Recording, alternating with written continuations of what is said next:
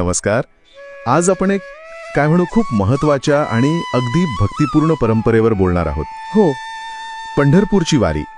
आपल्याकडे पंढरपूरची वारी एक अलौकिक भक्तिमय सोहळा यावर आधारित काही माहिती आहे.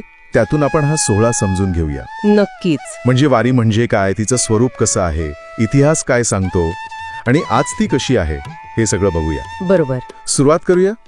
वारी हा जो शब्द आहे त्याचा नेमका अर्थ काय असतो?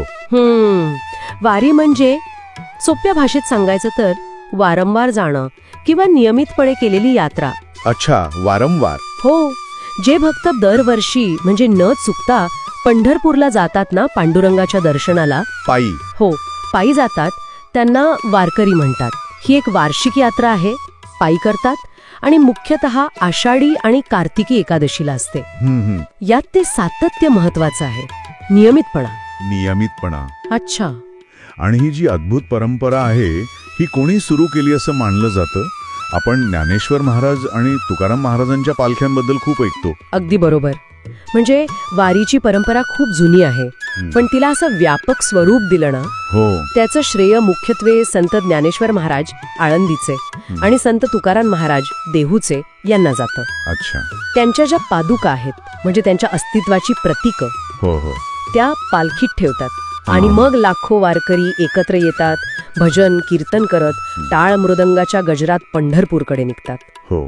या मिरवणुकीलाच पालखी सोहळा म्हणतात. लाखो लोक आणि पालखी सोहळा. हा प्रवास किती दिवसांचा असतो? म्हणजे ऐकूनच कल्पना येते की किती मोठा असेल. हो, प्रवास मोठा आहे खरं तर. संत तुकाराम महाराजांची पालखी देहूहून निघते तर पंढरपूरला पोचायला साधारण 21 ते 22 दिवस लागतात. 22 दिवस? हो. आणि संत ज्ञानेश्वर महाराजांची पालखी आळंदीहून निघते. तो प्रवास असतो साधारण 18 ते 20 दिवसांचा. म्हणजे जवळपास 3 आठवडे चालणं. शेकडो किलोमीटर होतात मग ते. हो, नक्कीच. शेकडो किलोमीटरचा पायी प्रवास. खरंच अविश्वसनीय. इतके दिवस, इतके किलोमीटर चालणं. पण यात फक्त चालणं आहे की अजून काही वेगळं पण आहे? याचं वैशिष्ट्य काय? पायी चालणं हे तर मुख्य आहेच, अगदी बरोबर. पण वारी म्हणजे फक्त शारीरिक कष्ट नाहीयेत. अच्छा. यातून काय म्हणतात त्याला, अहिंसा, समता, कमालीची शिस्त, साधेपणा आणि अर्थातच निस्सीम भक्ती, या सगळ्या मूल्यांचं एक प्रकारे प्रत्यक्ष आचरण घडतं. हो. वारकरी दिंडी नावाच्या गटांमध्ये चालतात. एकदम शिस्तबद्ध गट असतात हे. दिंडी? हो. प्रत्येक दिंडीचा स्वतःचा झेंडा असतो, त्यांची स्वतःची व्यवस्था असते. हे गट म्हणजे जणू चालतं फिरतं एक सामाजिक एकोप्याचं प्रतीकच आहे. वा. यात जातपात, गरीब श्रीमंत असा काही भेद नसतो अजिबात. तुम्ही आता समतेचा उल्लेख केलात आणि असं ऐकलंय की आषाढी एकादशीला हे चित्र अजूनच स्पष्ट दिसतं. त्या दिवसाचं काय विशेष महत्व आहे? हो, अगदी. आषाढी एकादशी म्हणजे वारीचा कळस म्हणता येईल, परमोच्च बिंदू. त्या दिवशी विठ्ठल रुक्मिणीचं दर्शन घेणं हे खूप पवित्र मानलं जातं. चंद्रभागेच्या काठावर अक्षरशः भक्तीचा महासागर उसळलेला असतो. कल्पना येते. आणि विशेष म्हणजे तुम्ही म्हणालात तसं तिथे कोणी लहान मोठा उच्च नीच नसतो. सगळे फक्त माऊलीचे लेकरं. फक्त विठ्ठल भक्त. हो, फक्त विठ्ठल भक्त म्हणून एकत्र येतात. ही केवळ घोषणा नाहीये, हा तिथे जगलेला अनुभव असतो. इतकी जुनी परंपरा आहे ही. काळानुसार काही बदल झालेत का तिच्या स्वरूपात? आजच्या काळातली वारी कशी आहे? बदल तर झालेत, निश्चितच झालेत. एवढा मोठा जनसमुदाय एकत्र येतो म्हटल्यावर व्यवस्थापनात बदल होणं स्वाभाविक आहे, नाही का? बरोबर आहे. Expert question. Expert speaker. आता शासनाकडून बऱ्याच सुविधा मिळतात. वारकऱ्यांसाठी आरोग्य सेवा आहेत, पाण्याची सोय, अन्नछत्र चालतात, स्वच्छता आणि सुरक्षेसाठी पण विशेष व्यवस्था असते. हे गरजेचं आहे. हो. आणि महत्वाचं म्हणजे तरुण पिढी खूप मोठ्या संख्येने सहभागी होते आता. महिलांचा सहभाग वाढलाय आणि परदेशी नागरिक सुद्धा येतात वारीत. अरे वा. हो.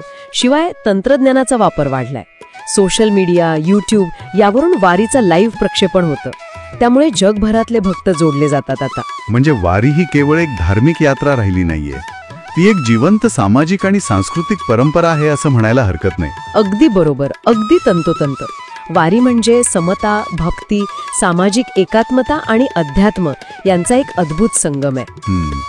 इथे फक्त विठोबाचं दर्शन महत्वाचं नाहीये, तर आपलं अंतःकरण शुद्ध करणं, सेवाभाव ठेवणं, त्याग करणं, सामुदायिक साधना करणं यालाही महत्व आहे. हो. आणि तो अखंड गजर असतो बघा.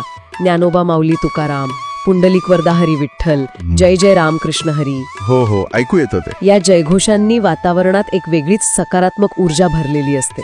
बरं, मग थोडक्यात सांगायचं तर पंढरपूरची वारी हे महाराष्ट्राचं एक अद्वितीय असं सांस्कृतिक, धार्मिक आणि आध्यात्मिक वैभव आहे, प्रतीक आहे. बरोबर.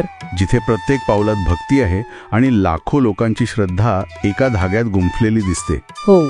आणि जाता जाता एक विचार मनात येतो बघा, की शेकडो वर्षांपासून वारीने जो हा भेदभावरहित समतेचा आणि सामाजिक एकोप्याचा संदेश जपलाय, तो आजच्या काळात आपल्याला किती जास्त गरजेचा आहे, नाही का? खरंय, खूप मार्गदर्शक ठरू शकतो हा संदेश. हो, म्हणजे वारीकडून आजही आपण खूप काही शिकू शकतो, यावर नक्कीच विचार करायला हवा.